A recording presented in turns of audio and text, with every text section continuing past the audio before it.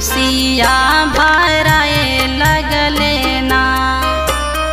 देवा मूंगा घटिया सजाए लगले कोसिया भराए लगले ना। छठी माई के पावाना बरतिया हो सैया आई गईल ना। छठी माई के पावाना बरतिया हो सैया आई गईल ना।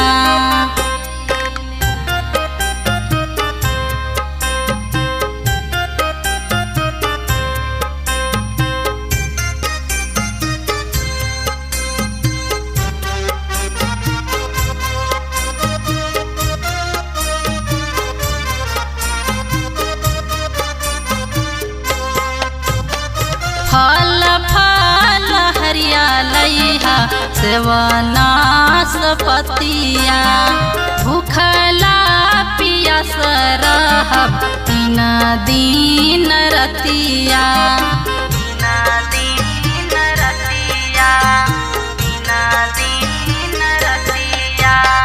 फल फल हरियालैहा सेवनास पतिया। भूखला पियास रहब तीन दिन रतिया।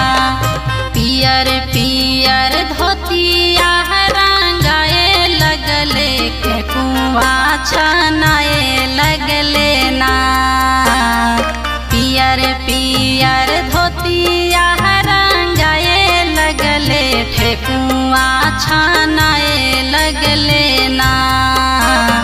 छठी माई के पावाना परबिया हो सैया आई गईल ना। छठी माई के पावाना परबिया हो सैया आई गईल ना।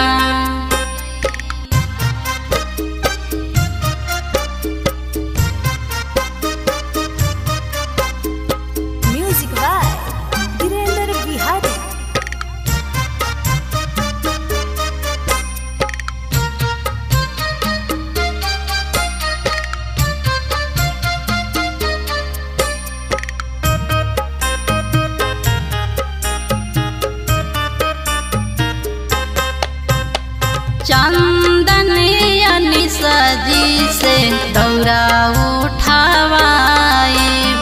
गीतिया गावत छठी घटिया पे जाइब।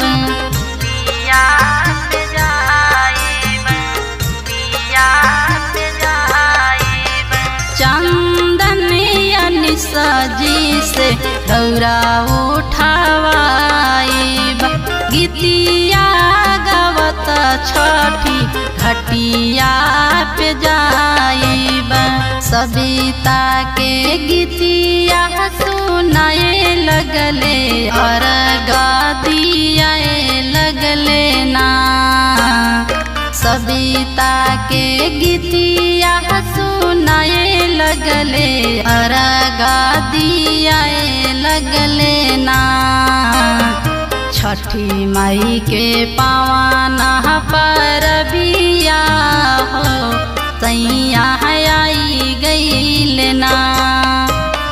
छठी माई के पावाना परबिया हो सैया